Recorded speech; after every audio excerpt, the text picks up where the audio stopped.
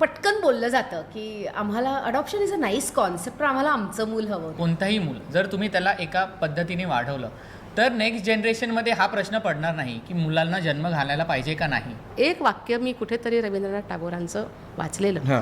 की ज्या क्षणी या पृथ्वीवर मूल जन्माला येणं बंद होईल तेव्हा देवाचा माणुसकीवरचा विश्वास उडालेला असेल. पण लग्न करण्याच्या आधी मला ही क्लॅरिटी आलेली होती की नाही, ज्या प्रकारचं लाईफ मला जगायचं आहे हां. त्या प्रायोरिटीजमध्ये मूल बसत नाही. ते कसं तुम्ही डिसाईड करता की मला हे मूल हवं आहे? हे म्हणजे हाव दॅट फिलिंग, कारण जन्माला आला मूल तुला एक्सेप्ट करायचं आहे की हेच आहे. म्हणजे मला माझ्या घरचे म्हणतात मी जन्माला मी काळा कुठं होतो, तर 2 भावंड रडायला लागले की हा कुठून आला, कारण सगळे घरात गोरे आहेत. काहीही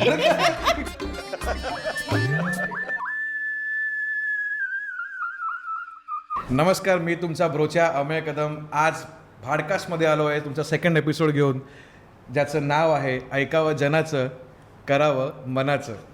कारण करावं मनाचा हा इम्पॉर्टंट प्रश्न आहे की आपण जरी कोणाचं ऐकलं तरी. आणि आमचा पहिला जो पॉडकास्ट होता तो होता की आजच्या काळामध्ये लग्नाची गरज आहे का, ओके.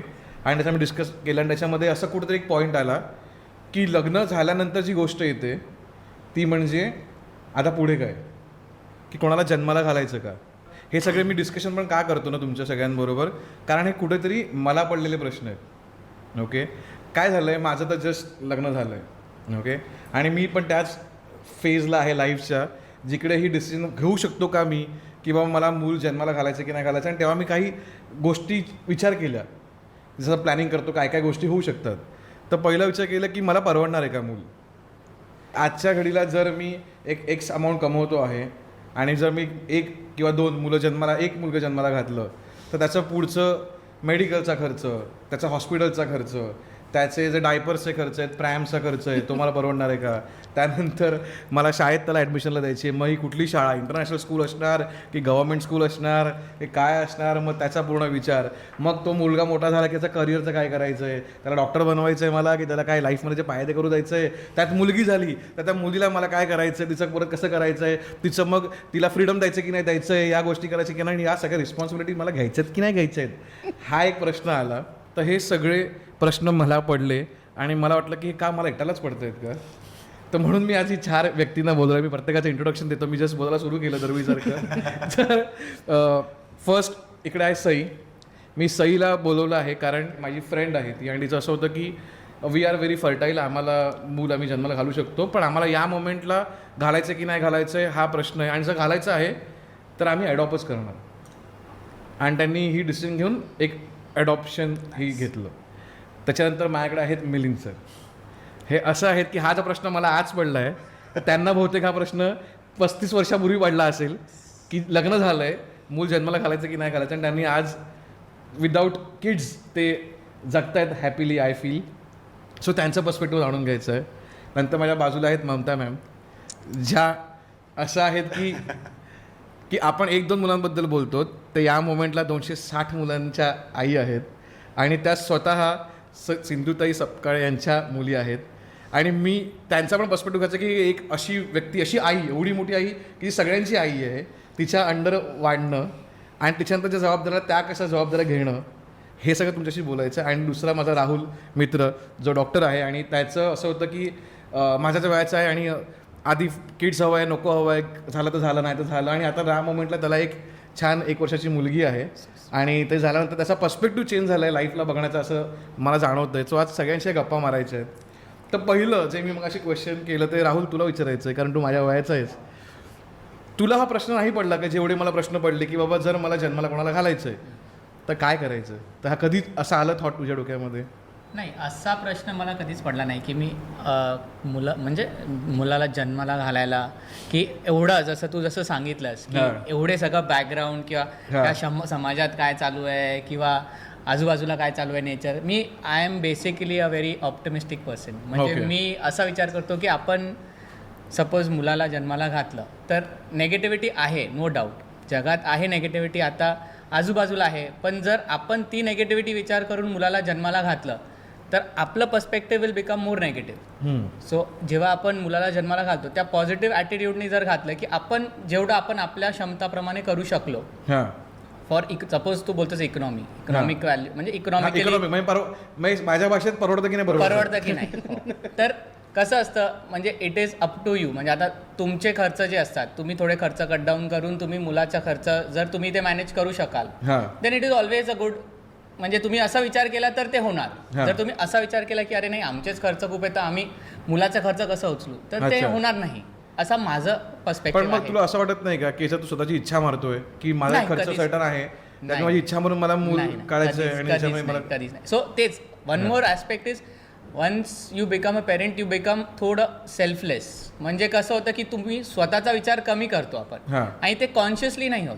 अच्छा म्हणजे इट्स अ सबकॉन्शियस थिंग. म्हणजे आता तू जेव्हा बघतोस की तेव्हा तू काय घेतोयस पहिला तू असा विचार करणार की अरे तुझ्या मुलाला तू घेशील किंवा तुझ्या मुलीला तू घेशील आणि मग तू स्वतःचं किंवा आणि इट कम्स विथ बोथ. म्हणजे पण आई तू वडिलांना आता दोघांना. एक वर्षापूर्वी असा होतास की तू स्वतः मस्त मजा करतोय हो. तू गोष्टी करतोय आणि आता असं झालं की अरे ह्या मुलाला घ्यायचं की नाही. That is the change which comes naturally. म्हणजे तू असं कॉन्शियसली नाही करत तो. पण नॅचरली कसं हे कॉन्शियसली आहे ना की तू डिसिजन घेतलीस की मला करायची ही गोष्ट.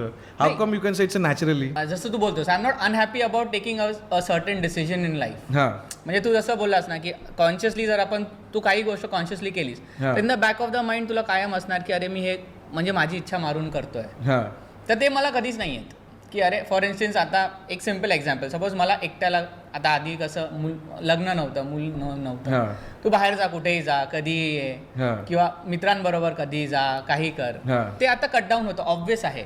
It is a natural thing की ते कट डाऊन होणार. पण ते कट डाऊन होतं त्याचं तुला वाईट नाही वाटत. नाही वाटत.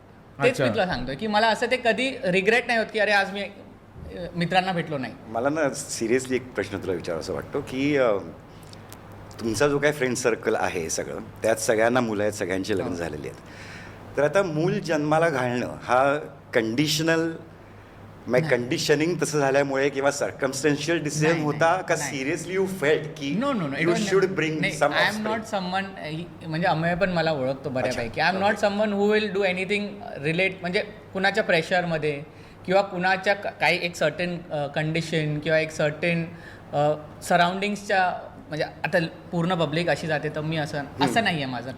पण मी असं पण बघितलं होतं ना म्हणजे आपल्याच वयाच्या मुलांना असं होताना बघितलंय की नॉट इन पर्टिक्युलर केस पण असं झालंय की सगळ्यांना मुलं झाली आहेत ना तर आता मला पण या एजमध्ये मूल झालं पाहिजे आणि त्यामुळे ना प्रॉब्लेम काय होतो फोर्सफुली प्रयत्न केला जातात की बाई मला कन्सीव्ह व्हायचंच आहे आणि त्यासाठी मग लोक 1, 2, 3 वर्ष ट्राय करतायत कन्सीव्ह होण्यासाठी की मला मग तो म्हणजे असं मी म्हणत नाही पण तो मग सेक्स करताना पण डोक्यामध्ये हा विचार असतो की बाई मला मुलं पण जन्माला घालायची. एक प्रेशर एक फील होतं. सो माझं ते म्हणणं आहे की ही जी अट्टाहास आहे की मूल माझंच असलं पाहिजे मग तू अडॉप्शनला का नाही गेलास. सी अडॉप्शन म्हणजे कसं आहे ना की एकतर I don't know how true it is but I think adoption is a little difficult in India. हां म्हणजे it's not a very easy process. Okay it is a very difficult process very time consuming. हां आणि त्याच्यात कसं असतं की may be आम्ही म्हणजे मी अँड माय वाईफ दोघांचं असं डिसिजन नव्हतं की इनिशियली अडॉप्ट करू. मे बी आमचं असं डिसिजन होतं की आम्ही एक स्वतःचं मूल करू or may be will think of adoption may be in the जर आपल्याला वाटलं की अजून एक मूल हवं आहे तर then will go in for an adoption for the second child. Okay असं एक आमचं थिंकिंग होतं.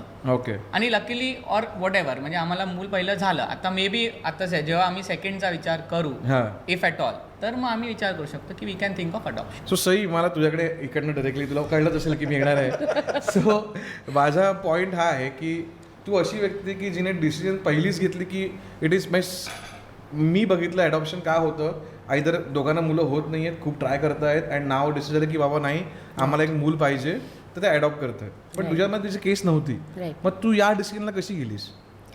सो अडॉप्शनबद्दल बोलायचं तर मला आठवत नाही मी खूप आधीपासनं ह्या कॉन्सेप्टचा विचार करायचा लग्नाआधीपासनं खूप आधी म्हणजे may be even in college की I am very intrigued by this process की आता जसं तू म्हणालास तसं पटकन की एक आपलं करूया आणि एक अडॉप्ट म्हणजे हे आपलं करूया म्हणजे राघव माझाच आहे आता when I think of it हे जे टर्म्स असतात ना हे काय होतं की हे खूप आपल्या इंडियन फॅमिलीजमध्ये असतं. अडॉप्शन आधी इफ यू सी ना इट्स क्रिएटेड ऑल्सो असं की एक आधी स्वतःचं करा आणि मग दुसरं अडॉप्ट करा हवं तर. सो मला तो कॉन्सेप्ट असं थोडं I don't no I was very interested with that concept आणि मी कॉलेज झालं मग मी माझ्या हजबंडला म्हणजे आय मेट तेजस आणि मी असंच आम्ही जेव्हा बोलायचो की ओके ना आता आपण लग्न करूया आणि तर आम्ही पहिली गोष्ट मी त्याला जस्ट बोलता बोलता हे क्लिअर केलं की Tejas I am not interested in having biological kids म्हणजे दॅट एंटायर एक्साइटमेंट की मला प्रेग्नंट व्हायचं आहे किंवा आय वॉन्ट टू ती feelingच वेगळी एक्सपिरियन्स दॅट असते. जर्नी मला फ्रँकली ना ते कधी रिलेट नाही झालं कारण मला इम्पॉर्टन्स काय आय वॉन्ट अ चाइल्ड आणि वी टूक अ लाँग टाईम आमचं लग्न पण आम्ही 24 वर्षाचं असताना झालो आम्ही 10 वर्ष थांबलो आणि मग आम्ही ठरवलं की आता आपण will research about adoption what is it आमच्या लकीली अराउंड आमच्या खूप लोक होते ज्यांनी अडॉप्ट केलं आहे त्यामुळे आम्ही त्यांची मुलं बघितली आणि असं म्हणतात ना की कपल्स एकत्र राहायला लागल्यावर सेम दिसतात Yeah. तसं अडॉप्टिव्ह फॅमिलीज आणि बायोलॉजिकल फॅमिलीज तुम्हाला खरंच नाही कळत ओके म्हणजे आफ्टर अ पॉईंट म्हणजे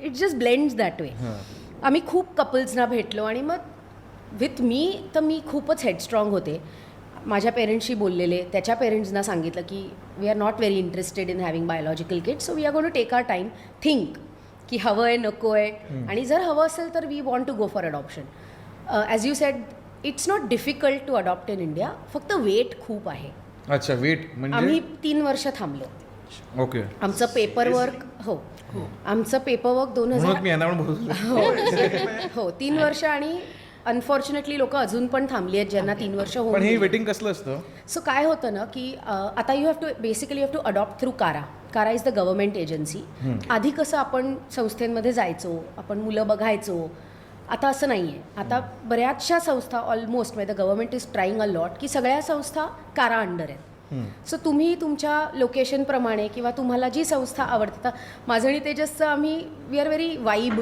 पीपल आम्हाला अशी वाईब आवडली की हां हे छान आहे सो आम्ही माटुंग्याला आम्ही मद्रास कॅफेला खूप वेळेला अरे, असं माझी कॉफी favorite प्यायला जागा. हां Yeah. आणि त्याच्याच मागच्या गल्लीत एक संस्था होती हिंदू विमेन्स असोसिएशन खूप सुंदर संस्था आहे तर आम्ही ती चूज केली आमची होम एजन्सी म्हणून की ती छान it's a nice feel good place so आम्ही तिथे गेलो आम्ही आधी फाइंड आउट केलं काय असतं सो बेसिकली तुम्हाला कारामध्ये जाऊन तुमचं एक संस्था चूज करून you have to fill up your form आमचे इंटेन्सिव्ह इंटरव्ह्यूज होतात म्हणजे जे मला असं वाटतं की नॉर्मल मॅरेज आणि नॉर्मल बायोलॉजिकल किड्स व्हायच्या आधी पण झाले झाले पाहिजे पाहिजे म्हणजे लिटरली आमचे 3 काय असतं? वर्षाचे Share करू शकता इन्कम questions? टॅक्सचे आमचे डॉक्युमेंट्स हा. प्रॉपर्टीज तुमचं इन्कम काय आहे तुमच्या घरी कोण कोण आहे तुमचं हेल्थ हिस्ट्री डिझिजेस सो आमचं काय झालं की वी अडॉप्टेड थ्रू चॉईस आता people are very open to having adoption as their first choice आधी काय होतं की अनफॉर्च्युनेटली खूप मिसकॅरेजेस झाले आहेत किंवा प्रॉब्लेम्स आहेत लास्ट ऑप्शन अडॉप्शनकडे बघितलं जातं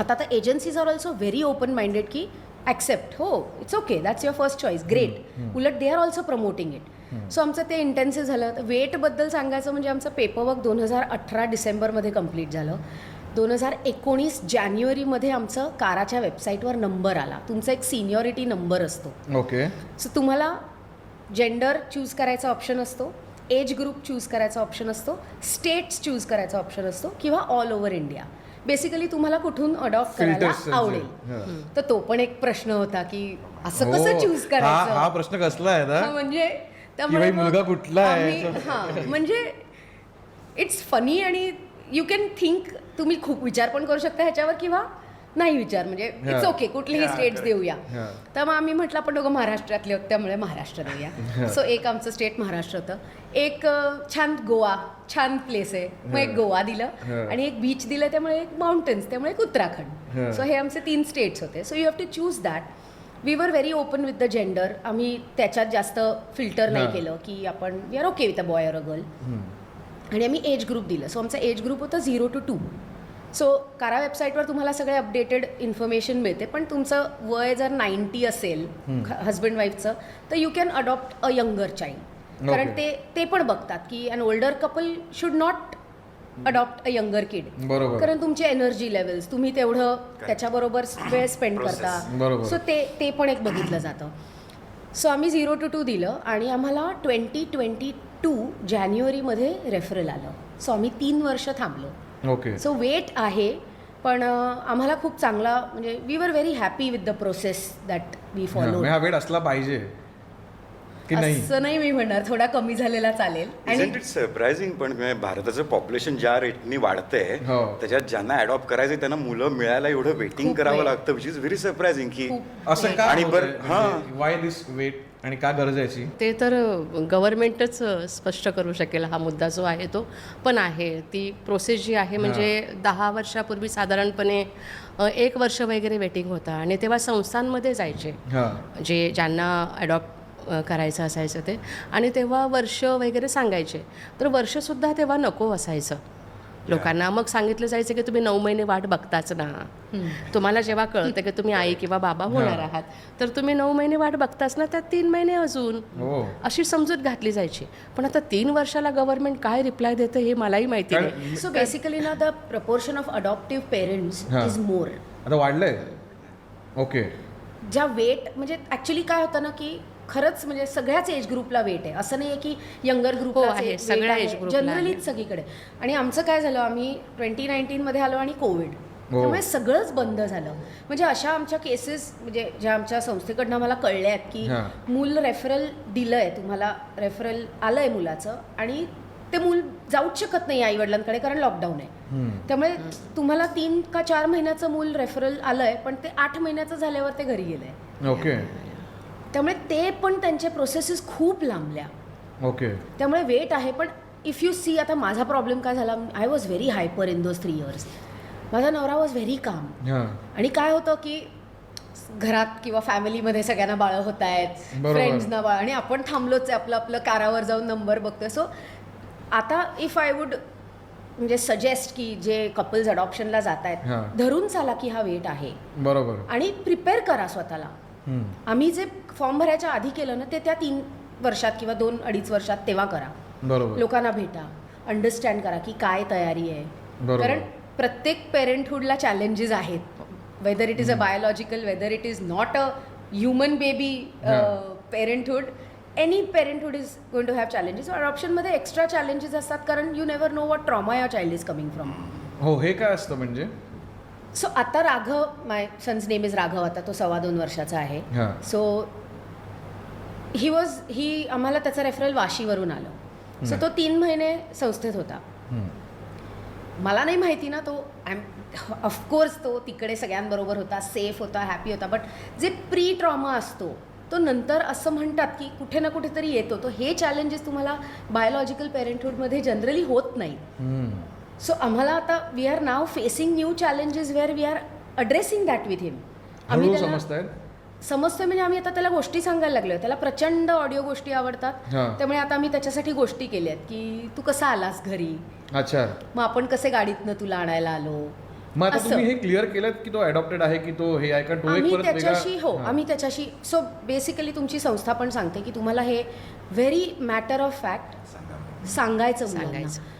18 वर्षाचं झाल्यावर अचानक हा बॉम्ब फोडणं इज नॉट राईट. ओके. आणि तुम्ही गोष्टीप्रमाणे सांगा. मग हळूहळू जशी मुलं मोठी होतील, आता राघव बोलायला लागलाय, त्याला गोष्टी हां. आवडतात. सो आत्ता आमची गोष्ट फेज चालू आहे की आम्ही मग कसं आम्हाला कळलं की तू आहेस, आमची वाट बघतोयस, मग आम्ही तुला कसे आणायला आलो, नाईस. मग तू कसे घरी आलोस, मग मी त्याच्यासाठी फोटो जर्नल केलंय. हां.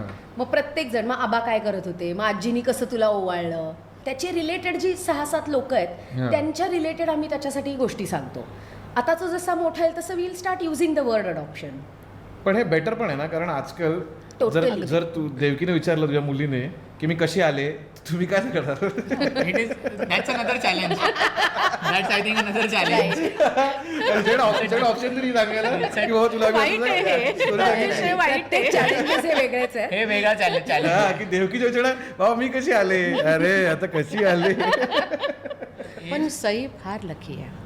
म्हणजे मी आता जेव्हा ऐकतीये ना, ती तिचे हस्बंड, तिच्या घरातले जे काही सासरे सासू जे काही आहेत, म्हणजे पूर्ण फॅमिली जेव्हा एकाच वेळेने विचार करते तेव्हाच हे शक्य होतं. आणि प्रत्येक घरात नाही शक्य हे. बरेचदा हस्बंड आणि वाईफचेच यावर एकमत नसतं. म्हणजे कधीतरी नवरा म्हणतो की घेऊया, बायको म्हणते नाही मला माझंच हवं आहे, किंवा बायको म्हणते घेऊया, नवरा म्हणतो नाही मला माझंच हवं आहे, किंवा दोघं तयार असेल तर बाकीची फॅमिली तयार नसते. मग त्यांना कन्व्हिन्स करणं, आणि कुठेतरी जर तुम्ही 100% त्या विषयाशी एकरूप नसाल ना तर पुढे जाऊन कॉन्फ्लिक्ट वाढतात. त्यामुळे माझ्यासाठी तू आयडियल एक्झाम्पल आहेस की किती छान पद्धतीने एक संपूर्ण फॅमिली ॲडॉप्शन या विषयाकडे इतक्या पॉझिटिव्हली बघते. ब्राईट आहे, हे सगळं ब्राईट आहे. नाही 100% मार्क्स टू माय फॅमिली. आणि ॲक्च्युली मी अजून एक सांगेन, काय होतं की फॉर्म भरलाय हे सांगितलं फॅमिलीत, त्यानंतर ना काही कॉन्व्हर्सेशन नसतं, कारण वेटच आहे. बरोबर. सो मला पण असं तेव्हा मी खूप ॲज आय सेड मी खूप हायपर होतो यार, की मला असं वाटायचं की तेजस किती वेळ, म्हणजे खूपच वेळ जातोय. मग ते ऑसिलेटिंग थोडं, कारण ते पण नॅचरल आहे फील होणं. म्हणजे मला तेव्हा इतकं गिल्टी वाटायचं की मी असा का विचार करते. पण तेव्हा माझा तुमच्या husband- विचारांमुळे बाकी सगळे पण त्या गोष्टीला वेट नाही मी डिस्कस नाही करायचे. मग शेवटी अच्छा. एंडला काय झालं, आम्हाला ना 3 वर्ष पूर्ण झाली ना कारावर, की तुम्हाला एक होम स्टडी रिन्यू करायचा एक मेसेज येतो. काय करायचं? होम स्टडी जे असतं, म्हणजे कारा संस्थेतली लोक घरी येतात, अच्छा. तुमचं घर बघतात, तुमच्या घरी कोण कोण आहे, तुमच्या बाळाची काळजी कोण कोण घेणार आहे, तुम्हाला जर जायला लागलं कुठे तर तुम्ही कोणाबरोबर बाळासोबत हे तर सगळ्यांना झालं पाहिजे. यांना मुलं त्यांच्या वगैरे पण गेले पाहिजे डॉक्टर विचारायला. तुमचे कोण जाणार? कोण जाणार?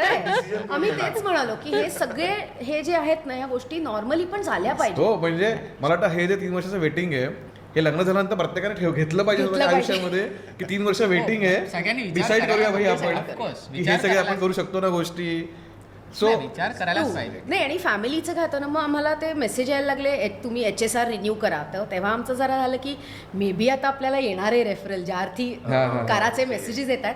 मग मी शेवटी मी माझा बाबा आणि तेजस आम्ही एकत्र राहतो. सो मी माझ्या बाबाला शेवटी विचारलं की तू एक्सायटेड आहेस ना? तर तो म्हणाला कशासाठी? आणि म्हटलं मे बी आपल्याला आता ना येईल रेफरल. तो म्हणाला I don't know how to feel. आणि तेव्हा मी खूप चिडलेले त्याच्यावर. मी म्हटलं what do you mean you don't know how to feel? तो म्हणाला मला नाही माहिती मी कसं फील करायचं आहे. बरोबर आहे. आता मी विचार केल्यावर मी म्हणतो की काय करणार ना, कारण आम्हाला माहितीच नाही आहे काय आहे. 9 महिने वेन यू प्रिपेअर, इथे आम्हाला SMS आला रे. त्यामुळे इट्स लाईक तुम्हाला you have been matched with a boy. हो, वॉज आर SMS. तर मग लोक प्रेग्नन्सी टेस्ट करून बघतात. एक्झॅक्टली आम्ही SMS आला. मस्त घरी टाइमपास करत बसलो आणि मला SMS आला की you have been matched, you have got your first reference.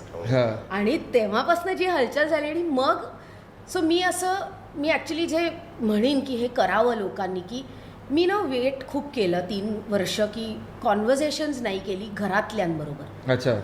आल्यावर आम्ही बघून आलो, राघवला बघून आलो, आणि आता 4 दिवसात आम्ही त्याला घरी आणणार आहोत. ह्या 4 दिवसात मी सगळ्यांची फॅमिलीमध्ये पण ते कसं तुम्ही डिसाईड करता की मला हे मूल हवं, हे म्हणजे हाऊ दॅट फिलिंग? कारण जन्माला आला मूल तुला एक्सेप्ट करायचंय की हेच आहे. म्हणजे मला माझ्या घरचे म्हणतात मी जन्माला मी काळा कुठं होतो, तर 2 भावंड रडायला लागले की हा कुठून आला, कारण सगळे घर गोरे आहेत. काहीही खरं मी एकटा काळा घरात बाकी सगळे गोरे आहेत, तर की हा कुठून आला. तर तसं तर सीन नाहीये. नाही. सो बेसिकली तुम्हाला 3 रेफरल्स येतात 1 by 1. तिन्ही एकत्र नाही दाखवत. अच्छा. सो माझं आणि तेजस असं व्हायचं की फोटो बघून कसं कळेल की आपल्याला आवडलंय की नाही. फ्रँकली ना हे बोलत नाही कोणी, की it sounds a little odd की judgemental. But we all are judgemental.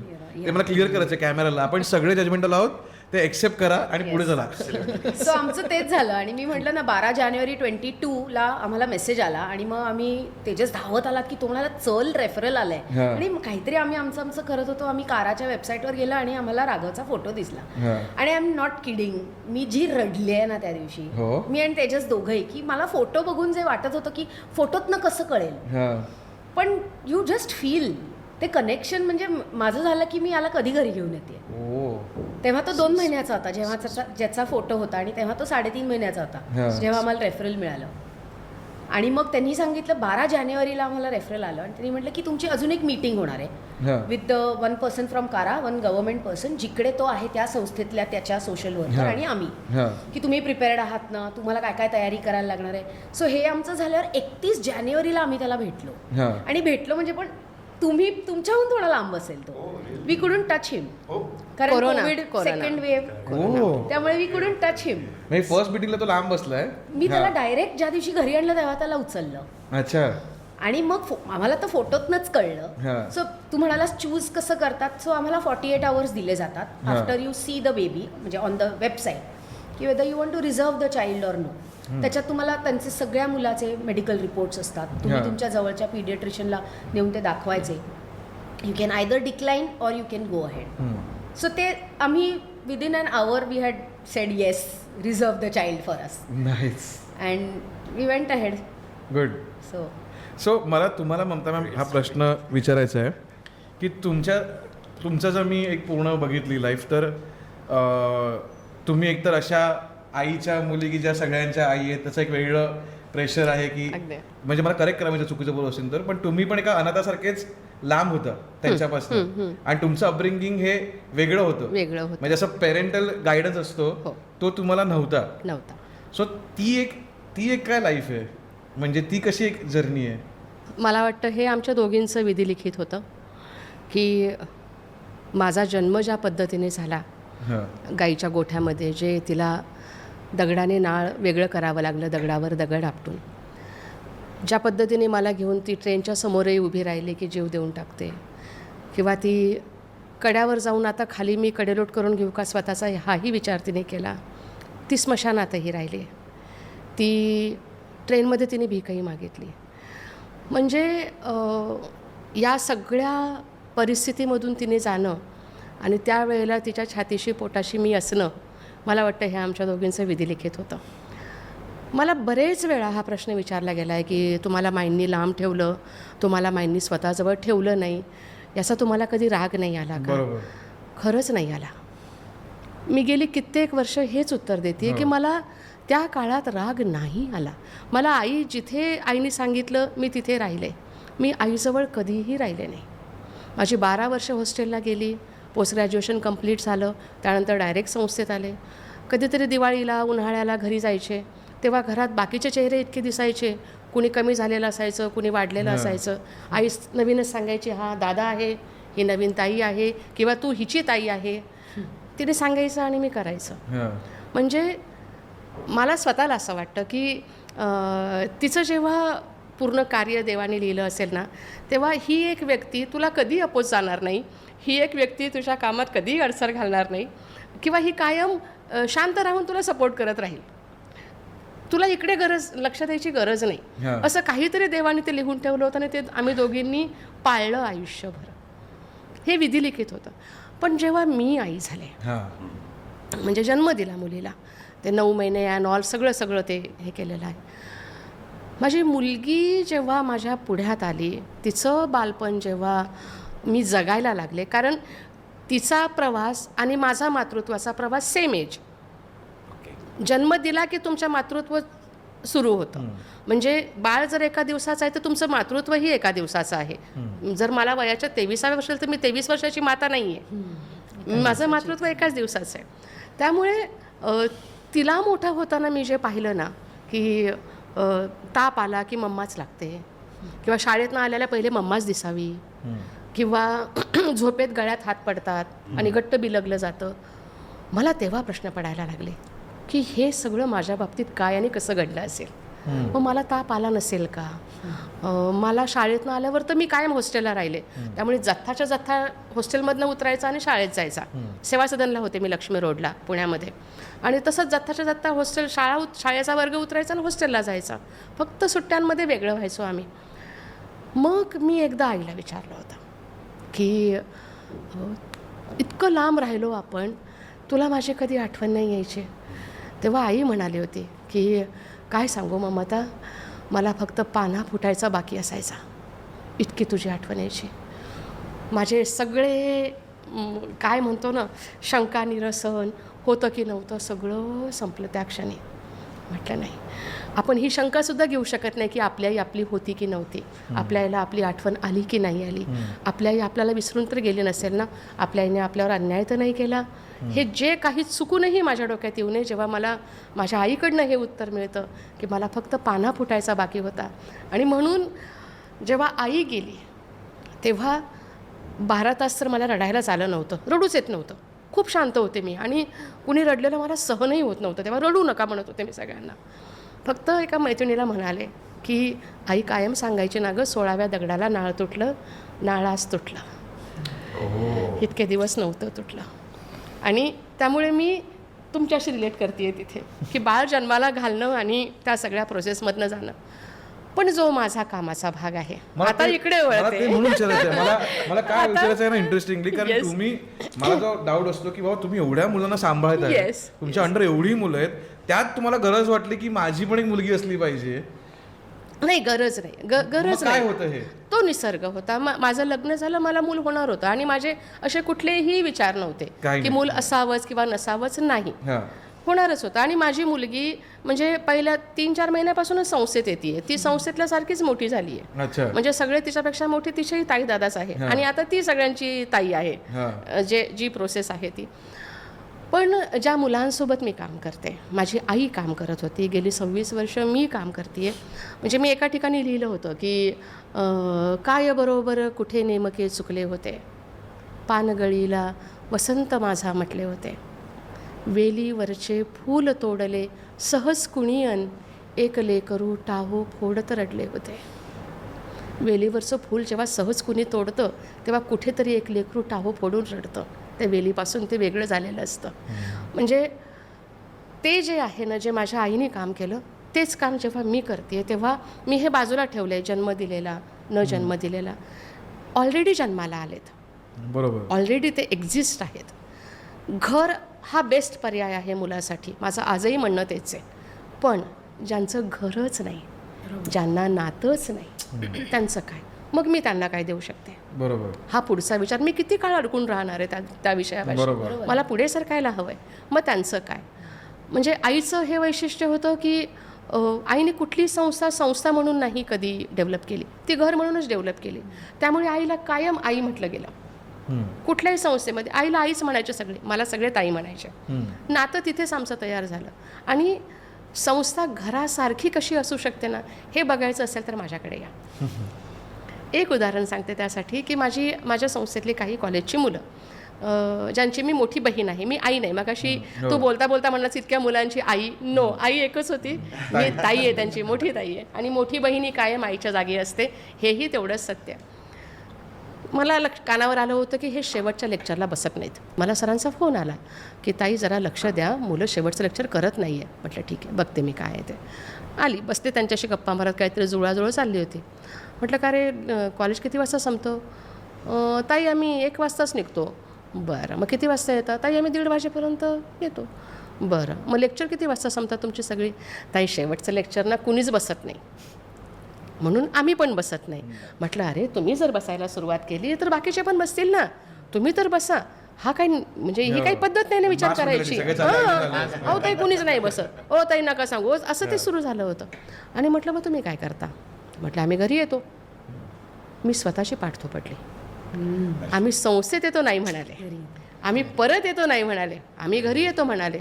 म्हटलं सही जा रे हो, एकदम सही जा रे हो. म्हणजे माझ्या डोळ्यासमोर आता मी खूप पुढे आली आहे त्या विषयापासून की जन्म द्यावा की देऊ नये. ॲडॉप्शन तर हा बेस्ट ऑप्शन आहेच, आजच्या समाजाची ती गरज आहे.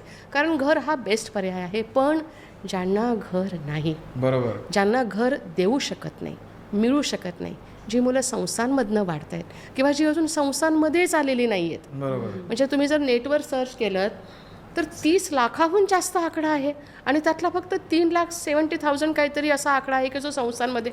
मग बाकीची कुठे आहेत? वेटिंग लिस्टवरती अक्षरशः. म्हणजे मग जे माझ्या समोर आहे, जे माझ्या संपर्कात आहे, जे मला दिसतंय, मला त्याच्यासाठी काम करायचं आहे. मग त्याच्या हक्काचं प्रेम त्याला मिळायला हवं, त्याच्या हक्काची काळजी त्याची घेतली जायला हवी आणि मेन म्हणजे त्याच्या हक्काचं शिक्षण त्याला मिळायला हवं. कारण शिक्षणाला पर्याय नाही, अजिबात नाही, शिक्षणच मिळायला हवं. मूळ प्रवाह जर समाजाचा तुम्हाला गाठायचा असेल, तिथपर्यंत पोचायचं असेल तर तुमचा सर्वांगीण विकास होणं गरजेचं आहे. आणि तो कसा देता येईल हा विचार मी रात्रंदिवस करत असते माझ्या 260 लेकरांसाठी. खरं आहे. नाही, म्हणूनच मला तुम्हाला विचारायचं आहे की हा जे मगाशी मॅडम म्हणाल्या की ही नॅचरल प्रोसेस आहे, मी विचार नाही केला आहे, मूल झालं आहे मला. विथ हिम ऑल्सो तो म्हणाला की माझं लग्न झालं आहे, मला मूल जन्माला घालायचं आहे. विथ हर ऑल्सो डिसिजन की आहे. पण तुमची एक कॉन्स्टंट डिसिजन होती, कॉन्शियस डिसिजन होती की मला मूल नको आहे. तर या स्टेटमेंटला कसं गेलात तुम्ही लाईफच्या? तुला खरं सांगू का, मी हा डिसिजन घेतला होता, माझ्या मनात हा विचार आला होता असं आपण म्हणूया, डिसिजन घेतला होता असं नाही म्हणणार मी जेव्हा 23-24 वर्षांचा होतो, जेव्हा खरं तर बरं त्या काळात मी नाटकात काम करायला लागलेलो होतो कॉलेजमधनं, आणि समावून मी जॉईंट फॅमिलीत वाढलेला मुलगा आहे. आमचं एक 30 लोकांचं कुटुंब होतं, जे 8 खोल्यांच्या एकाच घरात सगळे राहायचे. त्यामुळे मुलं भयानक होती माझ्या आजूबाजूला. भयानक सगळ्या अर्थाने. एक्झॅक्टली. तर त्यामुळे बरं त्या परिस्थितीत माझ्या डोक्यात हा विचार का आला हे एक्झॅक्टली मलाही आता पिनपॉईंट करता येत नाही. पण नाटकात काम करायला लागल्यामुळे ना एक अवेअरनेस खूप वेगवेगळ्या गोष्टींविषयी यायला लागला होता. ओके. वाचन वाढलेलं होतं, समाजात काय चाललेलं आहे काय नाही हे दिसत होतं. आणि समहाऊ जॉईंट फॅमिलीत वाढत असताना जॉईंट फॅमिलीचे खूप ॲडव्हान्टेजेस असतात वगैरे, सतत आपल्यावर बंबार्डिंग केलं जातं, पण त्याचे खूप डिसएडव्हान्टेजेस पण असतात जॉईंट फॅमिलीत असण्याचे. की तुम्हाला ना तेवढं अटेन्शन पेरेंट्स देऊ नाही शकत जेवढं इंडिव्हिज्युअल पेरेंट्स मुलांना देऊ शकतात. ते आवश्यक आहे की नाही हा वेगळा वादाचा मुद्दा आहे. पण मुलांच्या दृष्टीने असं असतं की नाही, माझ्या आईवडिलांनी माझ्याकडेच लक्ष द्यावं, ही त्या वयातली भावना असते. बरोबर. आणि ते मला कुठेतरी जाणवत होतं की एक सबघोडे 12% असे ती सगळी मुलं वाढतात तिथे जॉईंट फॅमिली. असं काही नाही की अन्याय होत होता किंवा काय खायला प्यायला मिळत नव्हतं, कपडे मिळत नव्हते, असं काहीच नव्हतं. पण जे एक स्पेशल अटेन्शन गरजेचं असतं ते मिळत नव्हतं. आता ह्या जे करतात ते बघितल्यानंतर मला लाजच वाटते माझ्या थॉटची खरं तर. नाही. ऍब्सोल्युटली. तर त्यामुळे तेव्हा माझ्या मनात हा पहिल्यांदा विचार आला की एक मिनिट, कशासाठी मुलं जन्माला घालायची? बरोबर. नव्याने. बरं तेव्हा लग्न करेन की नाही हेही माहिती नव्हतं. मग हे 23 वयाचं असतं. त्यानंतर ऑलमोस्ट मी 25-26 वर्षाचं होईपर्यंत माझा एक डिसिजन झालेला होता खरं तर की मी लग्नच करणार नाही याविषयी. अच्छा. हां, हे माझं ठरलेलं होतं. त्याच्यानंतर मग मी ॲज युज्युअल बायोलॉजिकली प्रेमात पडलो. मी लग्न केलं एक. आणि पण लग्न करण्याच्या आधी मला ही क्लॅरिटी आलेली होती की नाही, ज्या प्रकारचं लाईफ मला जगायचं आहे त्या प्रायोरिटीजमध्ये मूल बसत नाही. ओके. कारण मला ती सगळी रिस्पॉन्सिबिलिटी घेणं जमणार नाही. बिईंग काय काय रिस्पॉन्सिबिलिटी असते एक मूल सांभाळणं? खूप, असं माझं मत आहे. ओके. बरं तेव्हा मला माझ्या पेरेंट्सनी हेच सांगितलं, जे आपले सगळे पेरेंट्स सांगतात आई वडील, की नाही तुम्ही जन्माला घाला ना, आम्ही आहोत ना सांभाळायला. आम्ही आणि मी त्यांना तेव्हाच विचारलं होतं की एक मिनिट, तुम्हाला सांभाळायचं तर मग तुम्ही अजून एक मूल जन्माला घाला, मला का सांगताय? वाईट होतं हे. नाही सिरियसली, म्हणजे तुम्हाला जर का सांभाळायला द्यायचे तर मग मी कशाला जन्माला घालू ना? बरोबर. मला जर का ती जबाबदारी घेता येणार नसेल तर मग काहीच गरज नाही. पण आपण एवढे एकत्र राहतोय, तुम्ही नाही का वाढलात? म्हणलो आम्ही वाढलो, हा भाग सर्वस्वी वेगळा आहे, पण आता जग खूप बदललेलं आहे. बरोबर. जे आपण समजून घेणं आवश्यक आहे. बरोबर. आणि त्यामुळे म्हटलं मला हे नको आहे की मी माझी बायको माझ्या आईकडे मूल देऊन जाते किंवा तिच्या आईकडे मूल देऊन जाते आणि मग आम्ही आमचं स्वातंत्र्य उपभोगतोय. सॉरी. बरोबर. जर का आम्ही ती जबाबदारी घेणार असू तर मग आम्हाला ते पूर्ण करायला पाहिजे, कम वॉट मे. बरोबर. आणि ती जबाबदारी घ्यायची माझी तयारी नव्हती. बरोबर. जे मी माझ्या बायकोलाही सांगितलं, ती पण ऍक्ट्रेस होती तेव्हा, आम्ही दोघेही ऍक्टिंग करत होतो. आणि मी तिला म्हटलं की एक मिनिट, आपलंच काही खरं नाहीये. आपल्याला किती पैसे मिळणार आहेत, आपण किती सक्सेसफुल करिअर एक्झॅक्टली किती सक्सेसफुल होणार माहिती नाही. आपण भाड्याच्या घरात राहतोय आता, पुढचे एक्सपेन्सेस सगळं दिसत होतच. तुझं म्हणलास तो मुद्दा अगदीच बरोबर आहे आम्ही, की एक मूल जन्माला घालून त्याचे सगळे खर्च निभावणं, right up to he gets independent, is a big sum. It's a huge sum. आणि त्याची तयारी तुम्हाला पहिल्यापासून करायला हवी आयडियली. बरोबर. की जो अवेअरनेस माझ्या पिढीमध्ये नव्हताच. बरोबर. मुलं जन्माला यायची, ती वाढायची, मग त्यांचं जे काय व्हायचं ते व्हायचं. आणि तेव्हा माझ्या डोक्यात हा विचार होता की मी अडॉप्ट करेन कदाचित. अच्छा. समाव तेव्हा असं झालं, हा जसं म्हणला तसं, की माझ्या बायकोला ते नको होतं. अच्छा. ती म्हणली की आयदर मूल होईल आपल्याला किंवा आपण नको, मग मूल विदाऊट मूल राहूया. अच्छा. पण ती म्हणली मला अडॉप्ट नाही करायला जमणार. ओके. बरं ती एका वेगळ्या कॉन्स्टिट्यूशन मधून आलेली होती, त्यामुळे तिचे तसे विचार होते. It's okay. तुम्ही लग्नाच्या आधी डिस्कशन केलंय? Yes yes yes. मूल हवंय की नको हवंय आणि सगळ्या गोष्टी? अरे मी 93 साली मी तिला म्हणलं होतं, म्हणलं आपण लिव्हिंग मध्ये राहूया. अरे वा. ऍब्सोल्युटली. की म्हटलं कसं, म्हणजे मला खरंच लग्न बिग्न आय डोंट नो मी कुठनं कसे माझे हे विचार झाले ना, मला खरंच बेस नाही सापडत कुठे त्याचा. अच्छा. आता मी त्या आर्टिक्युलेट करू शकतो की हां त्याच्यामुळे असं झालं होतं, त्याच्यामुळे असं झालं होतं, पण दॅट इज नॉट राईट असं मला बरोबर, वाटतं. हां. की मला तेव्हापासून असं वाटत होतं की नाही लग्न, संसार, मुलं, दिस इज नॉट माय लाईफ. बरोबर. ते असेल आजूबाजूला परिस्थिती, पण मला ॲक्टर बनायचं आहे, मला क्रिएटिव्ह फील्डमध्येच काम करायचं आहे आणि मला ते एक फ्रीडम हां हवा आहे बरोबर. की हे झालंय म्हणून आता मला हे करता येत नाहीये, ही मला चॉईस करण्याची वेळ माझ्यावर येऊ नये, अच्छा. हे मला नक्की माहिती मग होतं. फ्रीडम हा जो मगाशी मी त्याला बोललो Absolutely. की तुम्ही जे बाहेर पडताय मित्रांबरोबर ते कमी होणार आहे, Absolutely. गोष्टी पैसे वाचवायचे ते कमी होणार आहे, तर हे तुला डिसाईड करायचं की तुम्हाला कितपत ते मूल हवंय. म्हणजे पण कितपत you are okay with sacrificing certain things for certain thing. म्हणजे तुम्हाला करेक्ट. म्हणजे ते तुमचा डिसिजन. आता जसं ह्यांचा decision he was very open about it. हां very many people are not open about it. बरोबर. म्हणजे लोक असं बोलतात नाही ठीक आहे आम्हाला, पण नाही होत. पण ते स्वतःहून आलं पाहिजे, दॅट इज वन थिंग. म्हणजे आता जसं ते बोलले की त्यावेळेस बहुत म्हणजे अडॉप्ट करायचं नव्हतं त्यांच्या वाईफला हां. वगैरे असं, तर ते पण ते बोलणं त्यावेळेस ओपनली इज हो ओके. नाही मला त्याच्यावर विचारायचं आहे तुला. कॉन्व्हर्सेशन कॉन्व्हर्सेशन आपल्याकडे हा जो प्रॉब्लेम आहे आय वुड से, Yes. बोला एकमेकांशी बोला. नाही आणि बोला आणि चुकीचं तर चुकीचं हो, हो, हो. बोला तरी. त्यासाठीचा पॉडकास्ट आहे तर की बोला तरी भाई तुझे पॉइंट्स येऊ देत बाहेर. मला गंमत सांगते किस्सा. ऑलमोस्ट 25-30 लोक आम्ही एकत्र राहत होतो ना, तर मला 4 मोठे भाऊ आहेत, चुलत. म्हणजे सख्खा भाऊ मला नाही आहे, 2 लहान बहिणी आहेत मला. 4 मोठे सख्खे भाऊ, 2 आत्ते भाऊ, 3 मामे भाऊ, असे एक काहीतरी फंक्शन झालं होतं आमच्या घरात आणि रात्री गप्पा मारत जसे आपण बसतो तसेच आम्ही सगळे बसलेलो होतो आणि त्या सगळ्यांनी मिळून माझं रेशन घ्यायला सुरुवात. एक तर तेव्हा माझं लग्न पण करायचं नाही आणि मूल तर इम्पॉसिबल वगैरे ह्या ह्याच्यात होतो मी, रेबेलियस. आणि त्यांनी माझं रात्री 9 ते सकाळी 4 अशी आमची लिटरली एक गोलमेज परिषद भरली होती आमच्या घरात. जेव्हा हे सगळे लोक मला समजवत आहेत की नाही नाही लग्न करणं कसं बरोबरच आहे. म्हणजे किती वर्षाचे होता तुम्ही? मी तेव्हा होतो 23-24 वर्षाचा, 25 वर्षाचा मॅक्सिमम. आणि लग्न करणं कसं आवश्यक आहे, मूल जन्माला घालणं हेच कसं, हीच तर पद्धत आहे आपल्या समाजाची, हेच तर चालत आलेलं आहे, आम्ही नाही का केलेलं.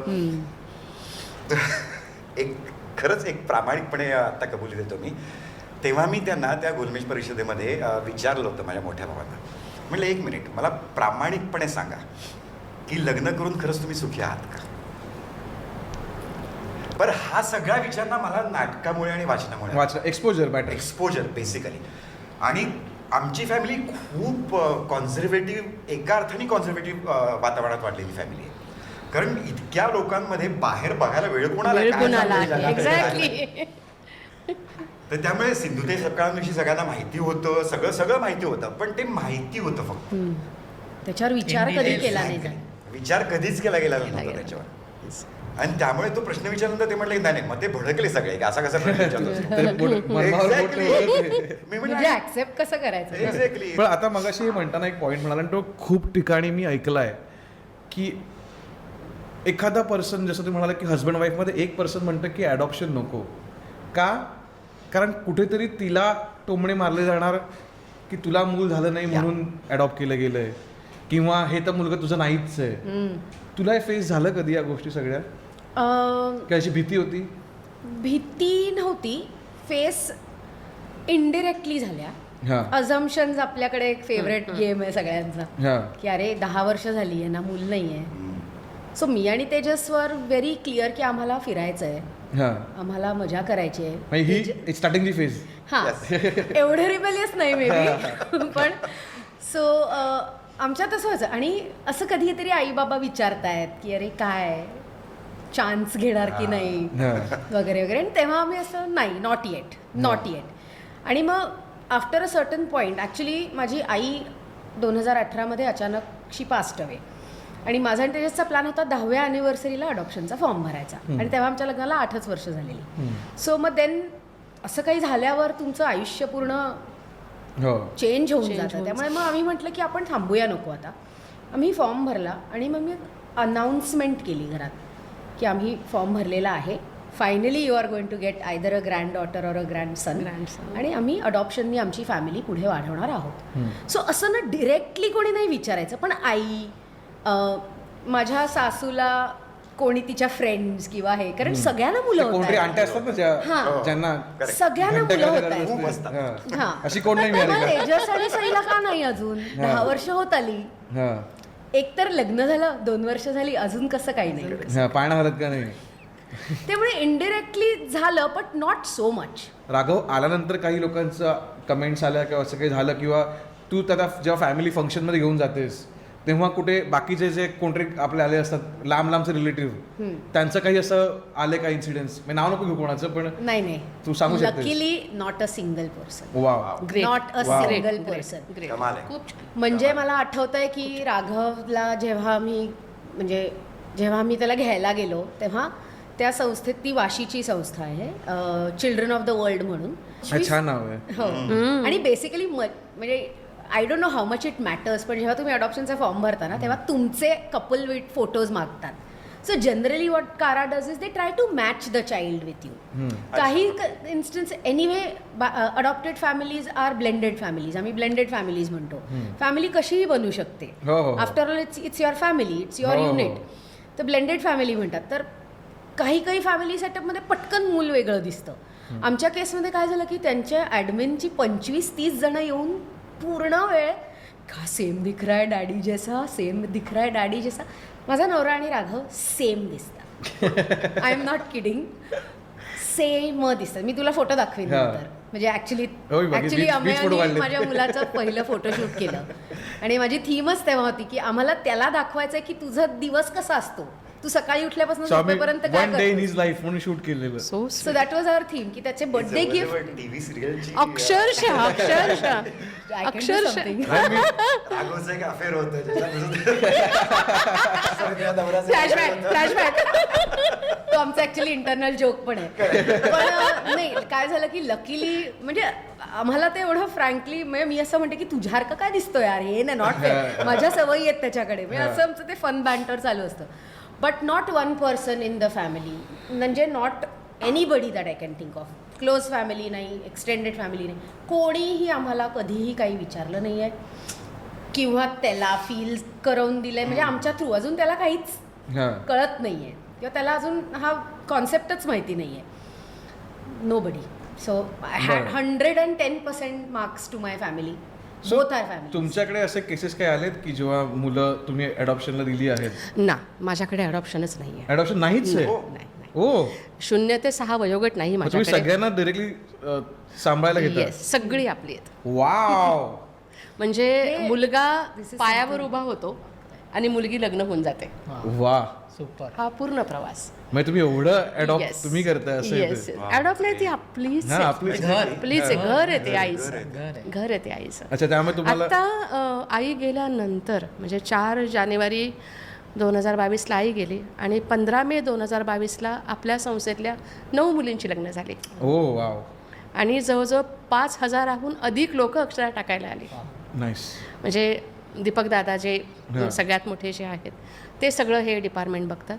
आणि ज्या पद्धतीने आम्ही ते ऑर्गनाईज केलं होतं, ज्या पद्धतीने लोक आशीर्वाद द्यायला आली आणि सगळे संस्कार करतो आपण त्याच्यामध्ये. म्हणजे तिच्या साखरपुड्यापासून, हळदीपासून, सालंकृत कन्यादानापासून शेवटच्या पाठवणीपर्यंत मी तो पूर्ण अल्बम दाखवू शकते. Wow. आणि मुली पकडून पकडून हमसा हमशी रडून गाडीत बसवून जातात. त्या 9 गाड्या अशा समोरून गेल्या होत्या पाठवणीच्या. Nice. इतका सुरेख दिवस होता त्या दिवशीचा तो. अरे वा.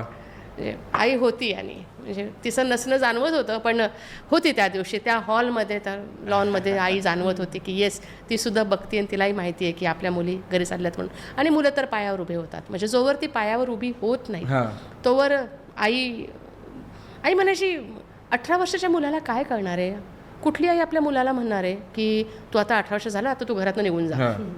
ती आपली संस्कृती नाही आहे आणि तिने संस्कृती फार सांभाळली आहे.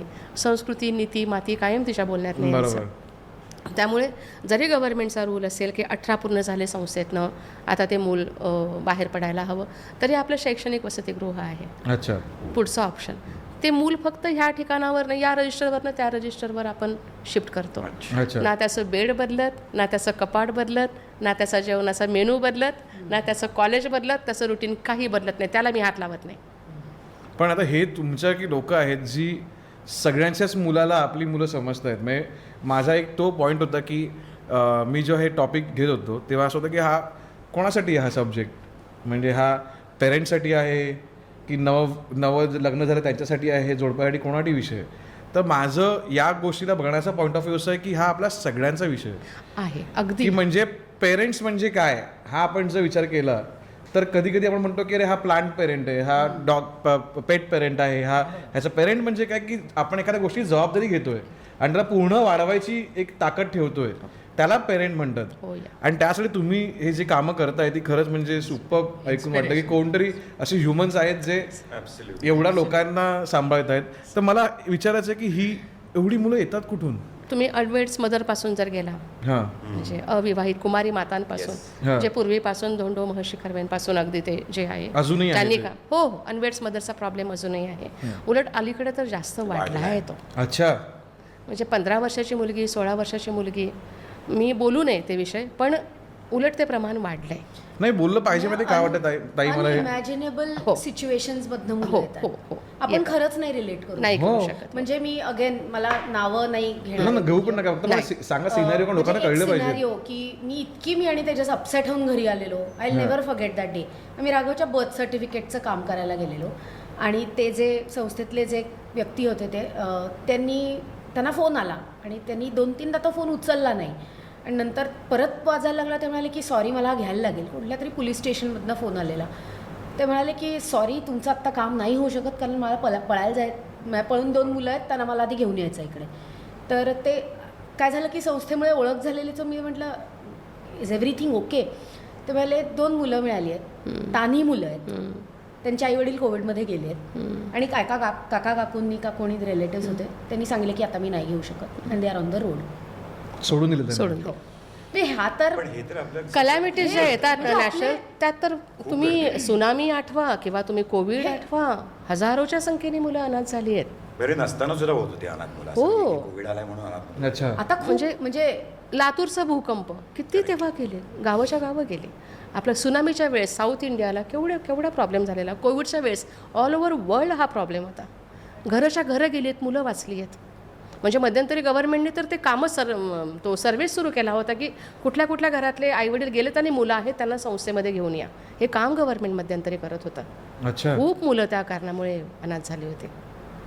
पण मग ही जी अनाथ मुलं आहेत, ओके, आता जो हा पॉइंट मला काढायचा आहे ना की ती ही कोणाची जबाबदारी आहे? आता तुम्ही आपली घेतली जबाबदारी आहे. तुम्ही जबाबदारी आहे. नाही, पण आता आमच्या काही लोक आहेत ज्यांना ही गोष्ट माहिती पण नाही की बाबा आपण ज्या समाजात राहतो त्या समाजाचं देणं आपण लागतो. बरोबर. आपण ज्या मातीवर उभं आहोत त्या मातीचं देणं लागतो. जी हवा घेतो त्या हवेचं देणं आपण लागतो. आपण प्रत्येक गोष्टीचं देणं लागतो. बरोबर. म्हणून पर्यावरणावर काम करणारे लोक तेच म्हणतात की तुम्ही पुढच्या पिढीला काय देणार आहात. हे पोल्युशन जे मातीचं पोल्युशन असू द्या, हवेचं पोल्युशन असू द्या, मी तेच म्हणते की जेव्हा ज्या समाजात आपण राहतो त्या समाजाचं देणं लागताना जे आहे, जसं मला माझं घर माहिती आहे, माझ्या घराच्या 4 खोल्या मला माहिती आहेत की माझं बेडरूम कुठे आहे, माझा हॉल कुठे आहे, माझं किचन कुठे आहे, किचनमधलं कुठलं कपाट आहे, कुठल्या फडतळावर कुठला डबा मी ठेवला आहे, माझे हॉलमधले सगळे लाईट चालू आहेत का, एकेचा चॉक गेला आहे, हे जसं मला माहिती असतं मला माझा समाज तेवढा माहिती आहे का? हा समाज माझा घर नाही. पण मग जेव्हा तुम्ही म्हणता की समा माझं घर नाही, पण जेव्हा मी स्वतःचं मूल पैदा करतो, असं ह्याने स्वतःचं मूल आता पैदा केले आले, तर माझी पूर्ण एनर्जी, तू पण अडॉप्ट केलेलं मूल आहे, तुझी तर पूर्ण एनर्जी त्या मुलाला वाढवण्यामध्ये आहे. कारण नाही म्हटलं तरी एक मूल वाढवणं पण खूप मोठी गोष्ट आहे. एक सांगू तुला, तुम्ही तुमच्या मुलावर जितकी एनर्जी खर्च करताना, बाय बर्थ असू दे बाय अडॉप्शन, तुम्हाला डबल एनर्जी मिळते. ऍब्सोल्युटली डबल एनर्जी मिळते. मला सईनी भेटल्या सांगितलं की मला तुमच्याकडे राघवला घेऊन यायचंय. मग तिने हा विचार केला का की मी पुण्याला कधी जाईन, कसा प्रवास करेन, एकतर माझं शेड्यूल इतकं हेक्टिक असतं, माझा आठवडा असा जातो. तिने पहिलं ते सांगितलं, तुम्ही जितकी एनर्जी तुमच्या लेकरावर, मग ते कुठल्याही पद्धतीने तुमच्यापर्यंत आलेलं असू दे, तुमची एनर्जी वाढते. आणि मी तर 50 मुलांबरोबर काम करते. मी खूप ऍक्टिव्ह आहे राघव आल्यापासून. येस. आणि मी अजून खूप गोष्टी करते ज्या मी जनरली केल्या नसत्या. नाही, इट इज अ फॅक्ट. कारण आता तुम्ही जेव्हा मुलांना वाढवता त्यावेळेस तुम्ही मुलाला काय पाहिजे त्याच्यासाठी तुम्ही 2 पावलं जास्त करतो आपण. म्हणजे तुम्ही फक्त when you are taking care, तुम्ही दोघांचंच बघता, बरोबर. नवरा बायको. अजून एक व्यक्ती, आता ह्यांना तर केवढे लोकांची म्हणजे बघायचं, तर तेवढं त्यांना विचार करण्याची त्यांचं ब्रेन कपॅसिटी, त्यांची फिजिकल कपॅसिटी ऑटोमॅटिकली. माझा प्रश्न तुम्ही नाही कळला. माझा तेच प्रश्न आहे की जर तुम्ही तुमच्याच मुलाला एवढं कॉन्सन्ट्रेट करताय तर जे मी समाजात बघतोय की एवढी मुलं आहेत जी अनाथ आहेत, ज्यांना कोणी नाही आहे बघायला, मग तुम्ही तुमचं घेऊन का बसलात की मला माझं मूल हवं आहे, मला माझं मूल वाढवायचं आहे? Y can't be like Sindhutai चप्पा की मी सगळ्यांना सांभाळते?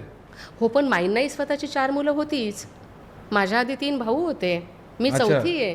ती मुलं जन्माला घालायच्या विरोधात नव्हतीच. ज्या मुली लग्न होऊन गेल्या त्यांचीही बाळंतपणं झालीच आहेत. हां, जी मुलं लग्न होऊन गेली त्यांचीही लेकरं आहेतच. बरोबर. तो परिवार वाढतच जातो. मुळात एक वाक्य मी कुठेतरी रवींद्रनाथ टागोरांचं वाचलेलं, हां, की ज्या क्षणी या पृथ्वीवर मूल जन्माला येणं बंद होईल तेव्हा देवाचा माणुसकीवरचा विश्वास उडालेला असेल. हो, मूल जन्माला येतंय म्हणजे माणुसकी आहे. हेवी आहे. हां, मला असं बरोबर वाटतं आहे. मया की तुला जो डाऊट आहे ना, आता मी कनेक्टेड आहे अडॉप्शनमुळे, त्यामुळे मी कुठेतरी ना ह्या संस्थेबरोबर नॉट 1, 2, 3 कुठेतरी ॲज अ कपल और as a family with a child without a child तुम्ही म्हणाल्यासारखं कुठेतरी अवेअरनेस किंवा एक ना कॉन्शियस डिसिजन घेऊन थोडं अपडेटेड राहा आजूबाजूला काय चालतं. माझ्या फॅमिलीमध्ये आम्ही फर्स्ट कपल आहोत ज्यांनी अडॉप्ट केलं आहे. So we didn't have a pre काही. पण आता मी ह्या विषयावर मी आणि तेजस आम्ही सगळ्यांबरोबर इतक्या ओपनली बोलतो. उलट आम्ही काही आमच्या संस्थेतले काही जे कपल्स आहेत ज्यांना प्रचंड पेपरवर्क असतं, हां, प्रचंड पेपरवर्क असतं, एवढी फाईल आहे आमची, बरोबर. त्याला आम्ही हेल्प करतो. ऑटोमॅटिकली आता माझ्या फॅमिलीतले सगळे हे लँग्वेज बोलायला लागलेत. ओके. माझा बाबा स्वतः सगळ्यांना सांगतो की अरे अडॉप्ट करा, हो, बघा राघवला माझं लाईफ कसं चेंज झालंय. नाईस. म्हणजे हे मी त्याला बसवून नाही सांगितलं. सो हे Example समोर कॉन्शियस आलं. माझे friends they talk about adoption now.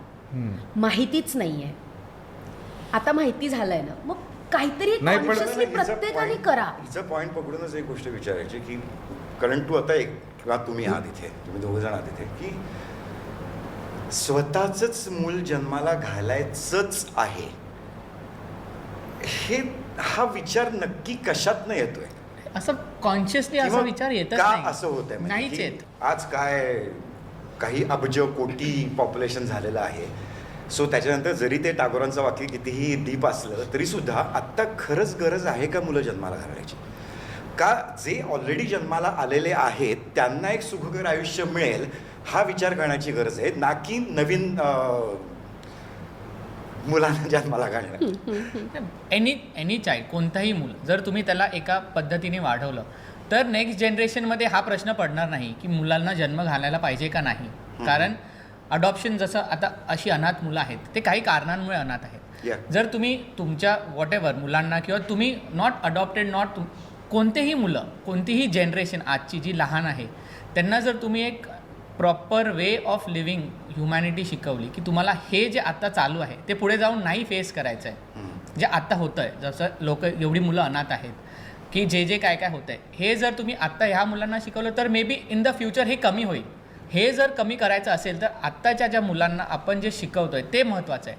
So whether पण तो मुलगा आपलाच असला पाहिजे कशा? तेच मी सांगतो, मी असं नाहीच बोलत आणि की मी तुला आपलाच सांगू का, मुलगा हा पाहिजे. म्हणजे फ्रँकली ना असं चीड येते, जरा रॉंग वर्ड आहे, पण असं पटकन बोललं जातं की आम्हाला adoption is a nice concept, पण आम्हाला आमचं मूल हवं होतं. हां, म्हणजे बोललं मी हो बोललं जातं. हे खूप हां, बोललं. आणि हे जातं. काय होतं ना की अडॉप्टिव्ह फॅमिलीज ना ते असं लागतं यार कुठेतरी, आणि लागतं म्हणजे कोण सांगेल राघव अडॉप्टेड आहे आज बघून, तेच. इतकं म्हणजे कळलं ना. हो, हो, हो, हो. Not able to put it in words, पण हे आय थिंक सगळ्याचा सोल्युशन इज अवेअरनेस येस, आणि conversations, yes. As you said की फॉर आपल्या मुलांना. हां, कोणत्याही मुलांना आपलं मूल, I am not again saying की स्वतःचं मूल अडॉप्ट, कोणत्याही मुलाला ह्या जनरेशनच्या मुलांना to be a better person in the future, की असे नसलं पाहिजे. This situation should not occur in the future, की अशा लोकांना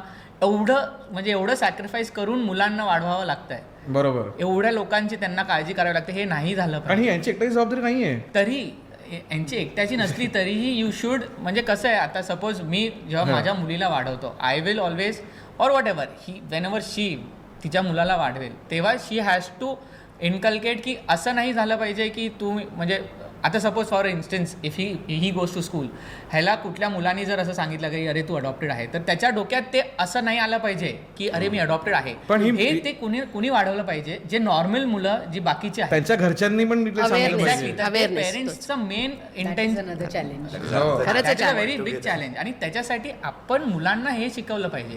मूल होऊ दे न होऊ दे इज बरोबर. A different question. म्हणजे दॅट इज अ बायोलॉजिकल. जसं ह्या बोलल्या की आम्ही असं नाही विचार करत की कॉन्शियसली मूल झालं पाहिजे नाही झालं पाहिजे.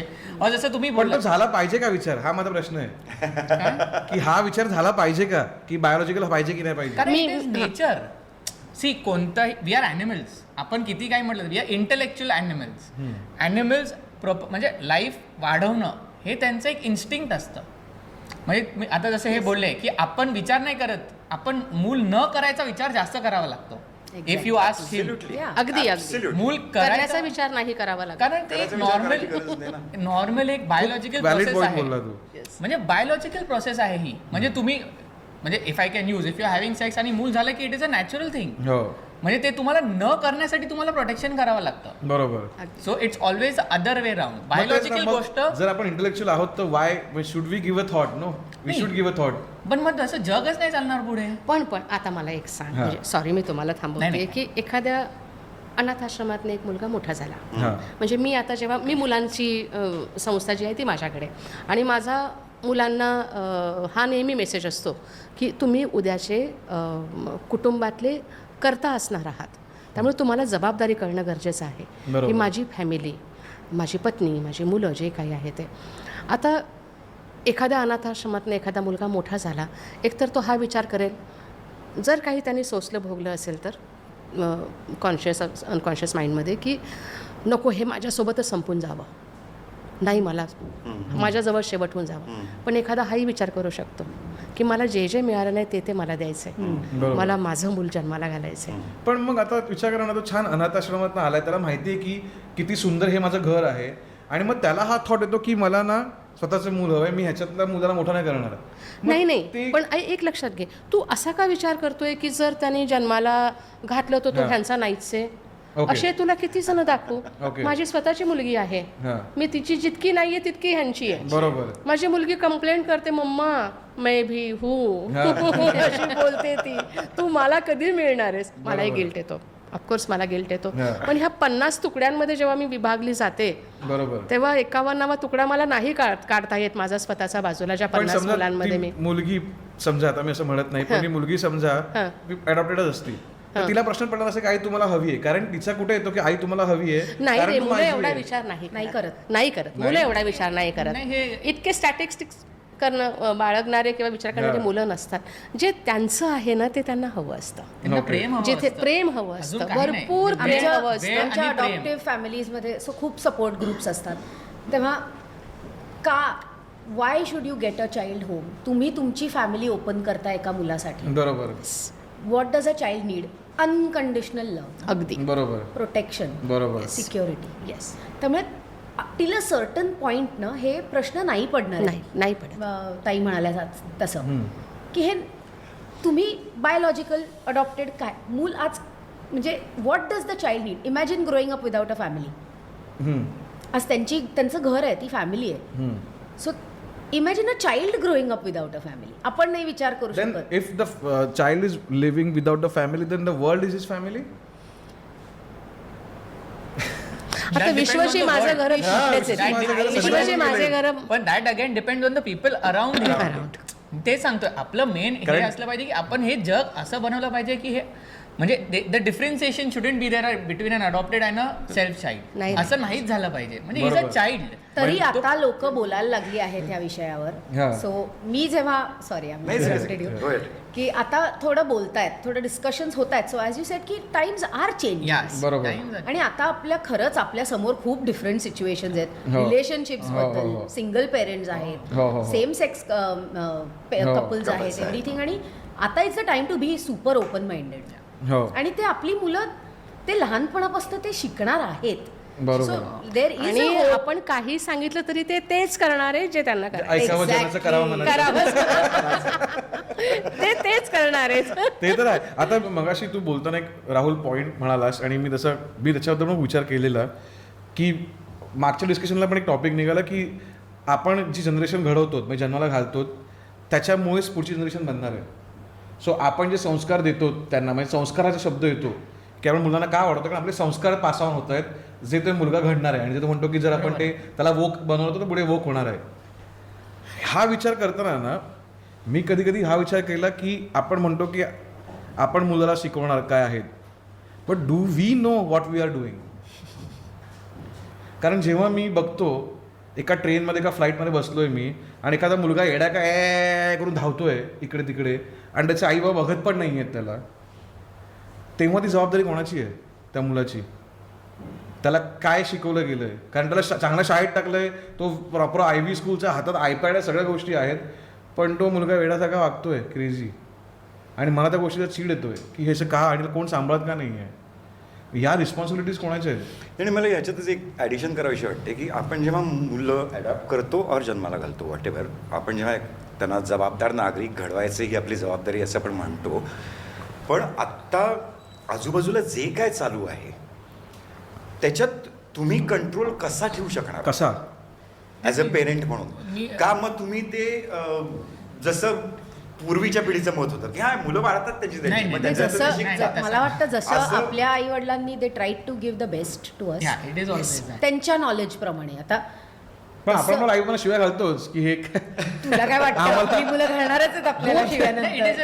हे तर आहे ना आपल्याला आईवर चुकलेलं वाटत नाही, नाही. म्हणजे See, मला I असं म्हणायचं think की there is no- अशी एक भीती कुठे नाही का वाटत की अरे बापरे किती भयंकर असेल यांचं बेसिक आता सिम्पल एक्झाम्पल, आपल्या घरात जे काय हाऊस हेल्प्स वगैरे जे कोण येतात, तुम्ही जर तुमच्या मुलाला त्याच्यासोबत व्यवस्थित वागायला शिकवलं, that's the basic extremely basic thing which you can teach Basic condition. तुमच्या मुलाला.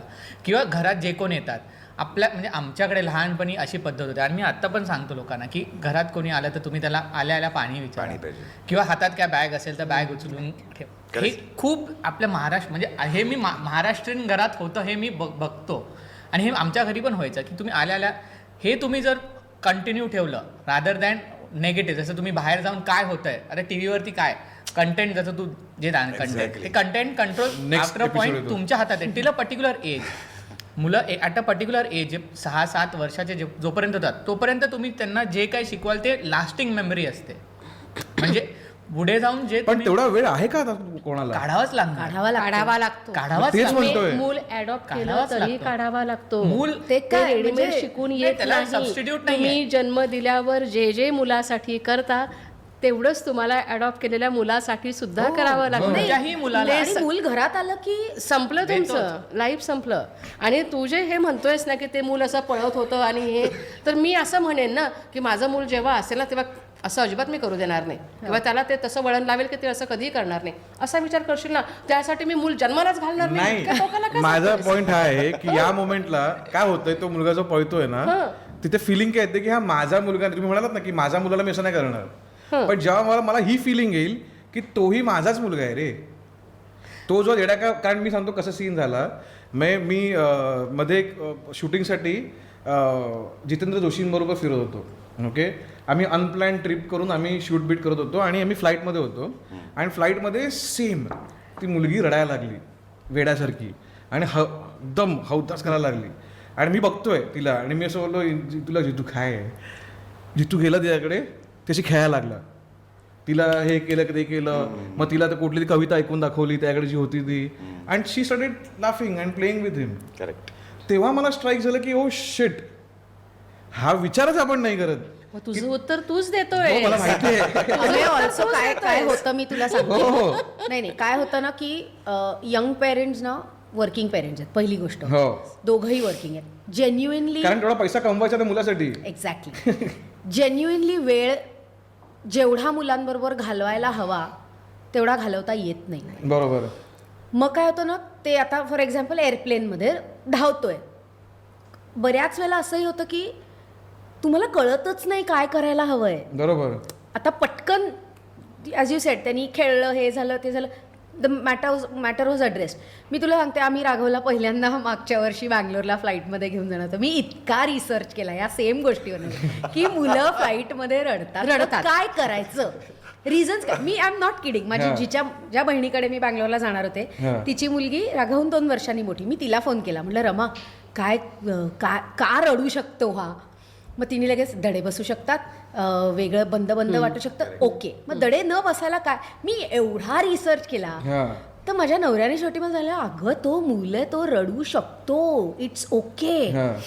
पण माझं ते एम होतं की नाही हा रडलाच नाही पाहिजे. आमची अजिबात नाही. ऐक तू गंमत आहे, मी त्याला स्टिकर्सची सवय, अरे एअरप्लेन रील्स आणि यूट्यूब आणि इन्स्टामुळे इतकं सगळं म्हणजे I don't know easy or fun or entertaining.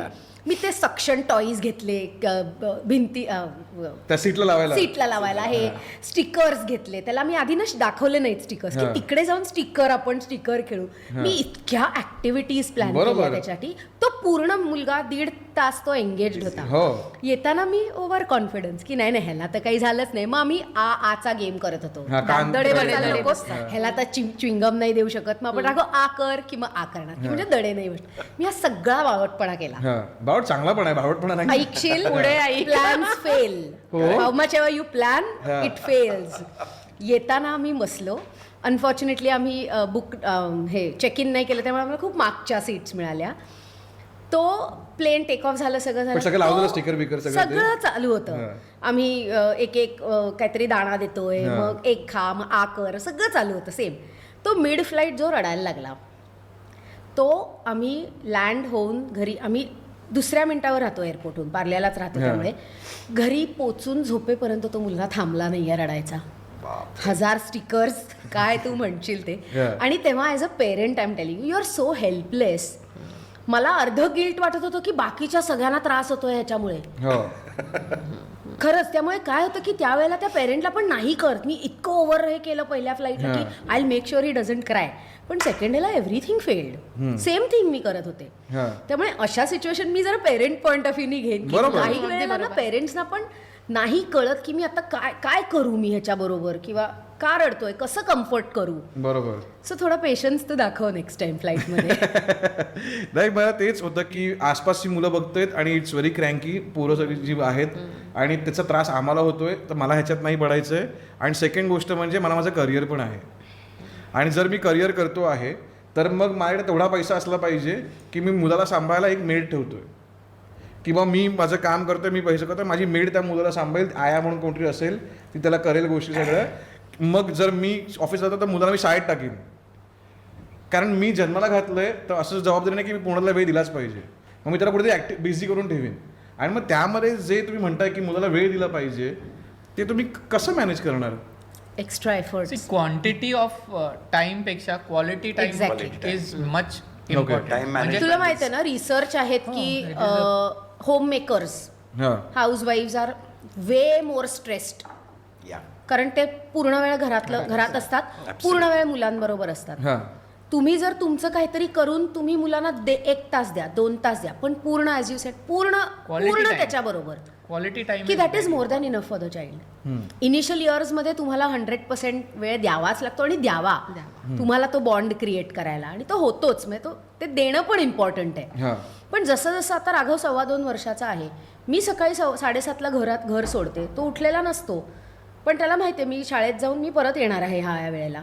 पण संध्याकाळी जो 2 तास आहे ना, तो मी, राघव आणि तेजस असतोच. अच्छा, तो त्याला इनफ आहे. सो तुला मूल झालं की तुला 24 तास त्या मुलाच्याच मागे, तर तू वेडा होशील. असं नाही होत. आणि ते अजून एक मी वाचलं होतं की कुठेतरी की मूल उठल्यावरचे जे 15 मिनिटं आहेत आणि मूल झोपायच्या आधीचे जे 15 मिनिटं आहेत ते खूप खूप महत्त्वाचे आहेत. अच्छा. Because that is the first thing which the child wakes up and he sees आणि एक्सपिरियन्सेस, आणि द लास्ट थिंग बिफोर. कारण कसं असतं, आता थोडा सायन्स बॅकग्राऊंडमधून असल्यामुळे जे आपलं ब्रेन असतं ना, it doesn't sleep, it never स्लीप्स. So जेव्हा रात्री झोपायच्या आधी जे मूल एक्सपिरियन्स करतं, त्या स्टेट ऑफ माइंडमध्ये ते मूल झोपतं. So that is a very important. तो एक सर्टन पिरियड ऑफ टाईम, जसं ते बोलले 1-2 तास, किंवा मुलाला माहिती आहे की आई व बाबा सकाळी 7:30ला किंवा वॉट एव्हर टाईमला जाणार, पण ते परत येणार. तर त्या मुलाला माहिती आहे की ते परत येणार, तर तो तेवढा टाईम ही कॅन बेअर की ते आई बाबा नाही आहेत, और ही कॅन एंगेज हिमसेल्फ, और he can that time also becomes important for a child to grow up independent. म्हणजे त्याला आई बाबा हे काय आयुष्यभर नसतात, बरोबर, हे फॅक्ट आहे. तर ते तुम्हाला लहानपणापासूनच तुम्हाला थोडा इंडिपेंडेंट टाइम जर मिळाला लहान मुलांना, तर ते त्यांना फ्युचरमध्ये दिस इज हाव आय थिंक, म्हणजे पॉझिटिव्ह थिंकिंग किंवा विचार करणं की 24 तास जसे कोणी वेडं होईल 24 तास घरी राहिले. महत्वाचं आहे. हे खूप एक- महत्वाचं नाही, आहे. नाही, खरं आहे I की- understand. फक्त मला ना तुझा जो विषय आहे त्याच्याशी संबंधित मला खरंच तुम्हाला तिघांना हा प्रश्न विचारायचा आहे की मूल हवं का नको, हा जो आत्ताच्या पिढीला प्रश्न पडलेला आहे बेसिकली किंवा काही लोकांना पडलेला आहे. तर मला असं वाटतं की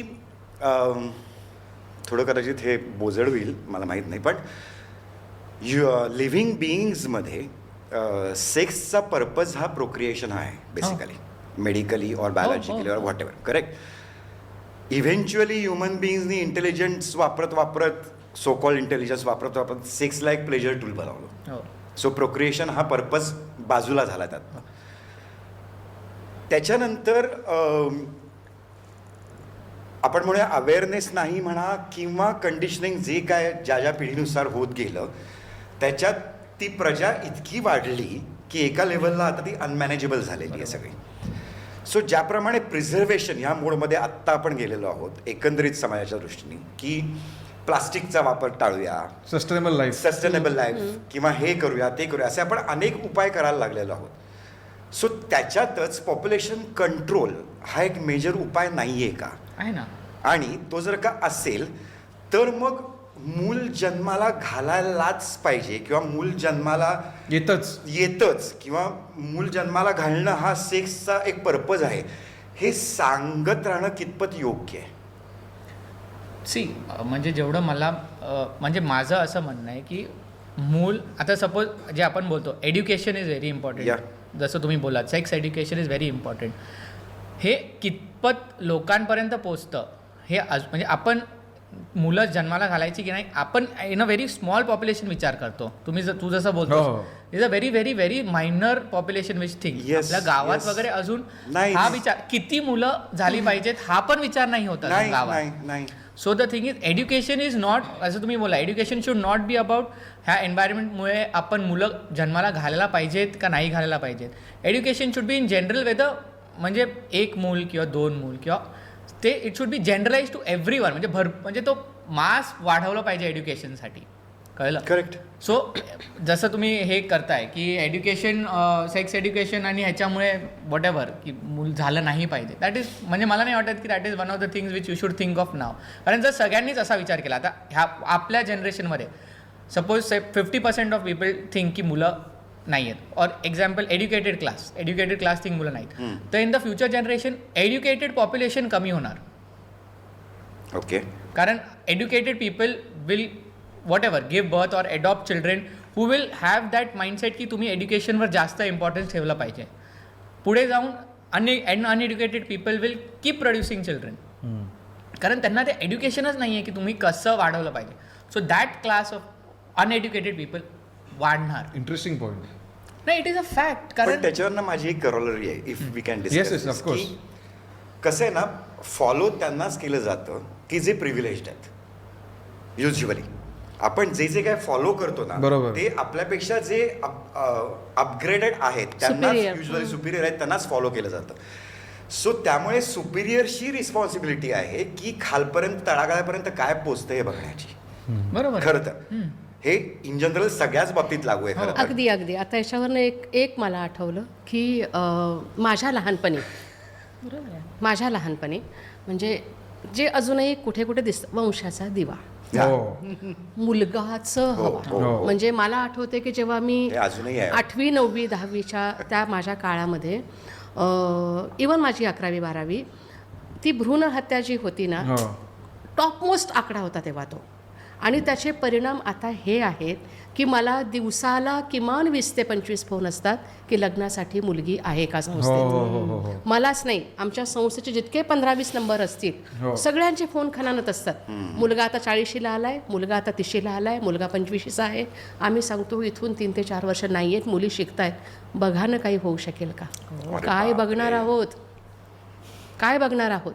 मग एक काळ असा आला की दिव्यापेक्षा पंती बरी प्रकाश देई दोन्ही घरी हेही आलं. येस येस येस खेड्यापाड्यातल्या भिंतीवर हेही लिहिलं लिहिलेलं गेलं. मग मुलींना प्रमोट करणं सुरू झालं मागच्या 20 वर्षापासून. बरोबर. आता इथपर्यंत आलंय ते की गव्हर्नमेंट स्वतः ज्यांना एकच मुलगी आहे त्यांना सन्मानित करतं. हो म्हणजे मुलगा मुलगी भेदाभेद करू नका.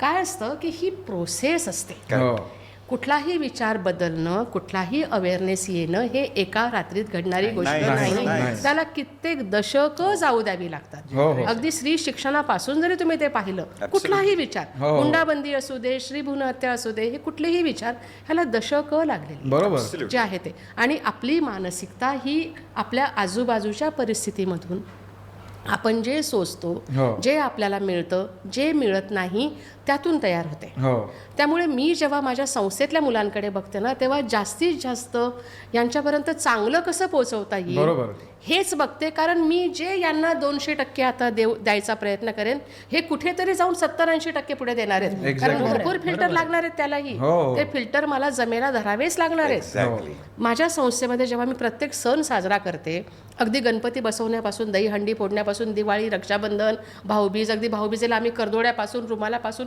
सगळं करते मी. कारण माझ्यावर मी हॉस्टेल असताना माझ्या देवबाईंनी ते संस्कार केले. बरोबर मी कुठून तरी ते बघितलेलं माझी आहे. आई नव्हती, Correct. हे संस्कार करायला माझी आई नव्हती, पण माझ्या बाई होत्या ज्यांनी माझ्यावर हे संस्कार केले. तेच मी पुढे देते.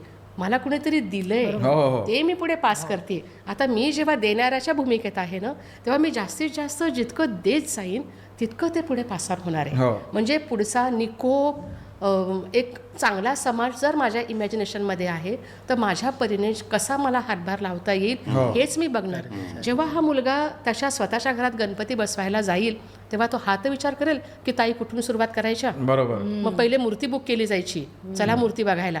मग ताई काय म्हणायच्या, मूर्ती बरोबर समोर बघतीये का बघा रे, प्रत्येकाला वाटतंय का आपल्याकडेच बघतीये. म्हणजे तो ते आठवणार. बरोबर संस्कार येतात तिथे. संस्कार येतात ना, म्हणजे तो विचार करणार. म्हणजे मी हे सगळं द्यायला हवंय, कारण पुढचा चांगला समाज हा माझा फोकस एरिया बरोबर. आहे. जोवर मी जिवंत आहे, जोवर हा श्वास सुरू आहे, माझा समाज ही माझी जबाबदारी आहे. आणि माझ्या परीने मी जे देईन बरोबर ते तिथे पोहोचणारे आणि ते पुढे जाणारे, पास ऑन होणारे ते. हो. त्यामुळे काय द्यायचंय ते मला ठरवायचंय. ॲडॉप्शन आणि जन्म देणं हा भागच नाही. करेक्ट. मी दोन गोष्टी तुमच्या ह्याच्यातनं बोलतो की एक गोष्ट ना, मी सोलापूरला वॉक्सपॉप केलेला. लोकांना जनरली प्रश्न विचारले की तिकडे लग्न का नाही होत आहेत. कारण सोलापूरला एक असं झालेलं की सोलापूरच्या मुलांनी तिकडच्या तहसीलदारच्या त्या ऑफिसच्या समोर प्रोटेस्ट केलेलं की आम्हाला मुली नाही मिळत आहेत. सिरियसली झालं होतं. हो, झालं हो होतं. हो की आम्हाला मुली नाही मिळत आहेत. प्रोटेस्ट केलेलं कारण मुली आणून द्या आम्हाला. तर असं सांगून तिकडे वॉक्सपॉप घेतला आणि तिथे मॅडमच्या म्हणतात ना की तिथे काय झालं, एक मुलगी शिकवा, आधी 2 मुली म्हणजे पंटी हे आहे आणि मग त्या मुलीला शिकवा. मुलगी शिकली, प्रगती झाली. मुलगी शिकली आणि मुलगीला कळलं पण लग्नच नाही करायचं. लग्नच नाही करायचं.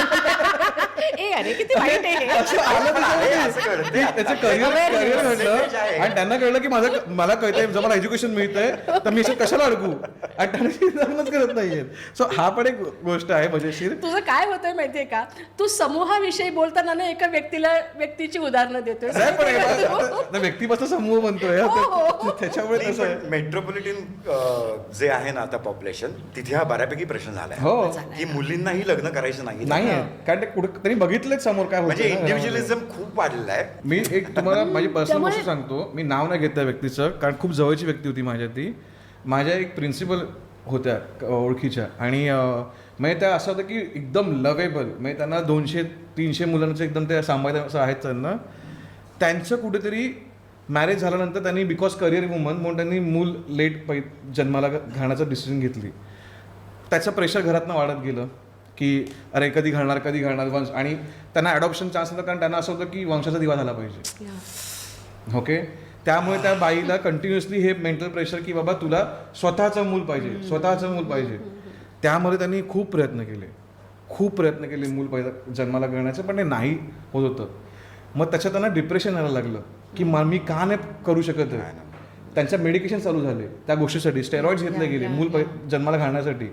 त्यांना नंतर वयाच्या समथिंग 35च्या पुढे 40पर्यंत त्यांना मूल झालं, पण ते मूल झालं अपंग, म्हणजे नॉट अपंग पण गतिमंद होतं तसं ते झालं व्यक्ती. अँड नाव तिला त्याचा डबल स्ट्रेस आला की आता असं मूल मला वाढवायचं आहे. या सगळ्या स्ट्रेसमध्ये त्यांना ब्रेन हॅमरेज होऊन त्या वारल्या. बापरे बापरे. आणि ही गोष्ट जेव्हा मी बघितली ना माझ्या डोळ्यासमोर की हे एवढं प्रेशर ऑफ स्वतःचं मूल जन्माला आलं पाहिजे हे एज्युकेटेड प्रिन्सिपल घरातल्या बाईवरती जर प्रेशर येऊ शकतं एका मुंबईतल्या शहरातल्या, हो. तर महाराष्ट्रामध्ये तर गावोगावी काय चाललं आपल्याला माहिती पण नाही. आम्हाला कधी क्वेश्चन मगाचा जो प्रश्न होता ना की फॅमिली किंवा हे, हा. तेव्हा आम्हाला असं क्युरिओसिटी म्हणून सांगितलं की तुम्ही गर्ल चाइल्ड का नाही हे केलं. ओके. विचारलं असेल. कारण बघितलं कसं आता पुढे लग्न होऊन जाईल ना. हो हो म्हटलं आम्ही हा विचारच नव्हता. हो तसंच आहे. म्हणजे म्हणून मी तिला लकी का म्हणाले सुरुवातीलाच की संपूर्ण तुमचा हो. फॅमिलीचे मेंबर जेव्हा एकाच दिशेने प्रवास करताय ना तेव्हा तो प्रवास सुकर होतो. एकाने प्रवाहाच्या विरोधात व्हायला सुरुवात केली ना तर मग तो नाही प्रवाह हो. नीट राहत ना तो माणूस म्हणजे ना तो ग्रुप किंवा ना तो समूह किंवा ना ते घर आणि मी नीट आता राहत. तुमचं जे होतं ना की पुढच्या लोकांना कसं, आता मला तुमचा मुद्दा पटला की मी चॉईस म्हणून अडॉप्ट केलं. मला माहिती आहे प्रॉब्लेम्स काय आहेत, Yeah. त्यात मला नको आहे स्वतः म्हणजे बायोलॉजिकल. आता काय होतं की हे ना बसवून नाही सांगायला लागत आम्ही. माझे फॅमिली माय फॅमिली, माय फ्रेंड्स, एक्सटेंडेड फॅमिली, आता ते सगळे माझी आणि तेजसची लँग्वेज बोलायला लागलेत. ओके, कारण so you set the example. I don't think that also. आमची फॅमिली अशी बनली आहे कारण काय होतं ना की माहितीच नव्हतं, हे कोणी केलं नव्हतं घरात, त्यामुळे आयडियाच नव्हती काय आहे. बरोबर. पण काही वेगळं नाहीये. नाही करेक्ट. जे प्रॉब्लेम्स मला राग येतो तो बोलायला लागलेला आहे. उलट हे सगळं नॉर्मल जे होतंय ते होतच आहे. त्याला आई लागते म्हणजे आई लागतेच. हो मी नसले तर फक्त बाबा हवा असतो. हे तू डिफरन्शिएटच नाही करू नाही करू शकत. शकत. आता काय ना मला सगळ्यांना बसवून हे सांगायला नाही लागत की तुम्ही तर बोला ना अडॉप्शन बद्दल, बरोबर. कसं आपल्या घरात हे बरोबर. I don't have to do anything. ते ऑटोमॅटिकली होतं. सो आय थिंक तुमचा हा जो मुद्दा आहे ना की एक्सपिरियन्स केलं ना की ते बोललं जातं. बरोबर. अगदी. येस. आणि तुमचा दुसरा पॉईंट मी तुमच्या बोलण्यातनं विचार करत होतो की तुम्ही म्हणताना म्हणालात की मी ज्या हॉस्टेलला होते तिकडच्या मॅडमचं जे शिकवण होती ती मला कुठेतरी कॅरी फॉरवर्ड झाली. तर माझं ते म्हणणं आहे की आता त्या तुमच्या आई पण नव्हत्या, पण ती अशी व्यक्ती आहे की ज्यांनी आईच्या ज्या गोष्टी तुम्हाला देऊन केल्या आहेत. मग हाच माझा पॉईंट आहे की सगळी मुलं आपली आहेत आणि त्यामुळे जी रिस्पॉन्सिबिलिटी आहे ती आपल्या सगळ्यांची आहे. म्हणूनच मी हा पॉडकास्टचा प्रयत्न आहे की ऍक्च्युली लोकांपर्यंत पोहोचू दे की मुलं जन्माला घालणं, मूल अडॉप्ट करणं, मूल हे करणं, Irrelevant. मूल जर असेल समोर तर सगळ्यांची जबाबदारी आहे. हो. ॲब्सोल्युटली. सो आता ह्या पॉईंटवरती मी सगळ्यांचे कन्क्लुजन विचारतो फायनल एकदा. तुला काय वाटतं, मुलाला जन्म दिला पाहिजे की नाही? I go for adoption always. Always. तुम्हाला काय वाटतं सर? नाही. नाही. माझं तर स्पष्ट मत आहे की खरं तर आपल्या देशात आता हा कायदा यायला हवा की you have to adopt. Okay. I agree. I you second. Have to adopt. तुम्हाला स्वतःची मुलं जन्माला घ्यायला असेल तर घाला, it's your choice, but you have to adopt. अशी आत्ता तरी मला भारतातली परिस्थिती वाटते. आणि इट इज नॉट की मी निगेटिव्हली बघतो या सगळ्याकडे, मी खूप पॉझिटिव्हलीच बघतो या सगळ्याकडे की तू जसं म्हणलास ना की इट्स माय रिस्पॉन्सिबिलिटी. समाज बरोबर. मग का नाही? 30 लाख मुलं जर का आहेत ऑलरेडी जगात, हो तर व्हाय कांट आय अडॉप्ट बरोबर. At least one? बरोबर.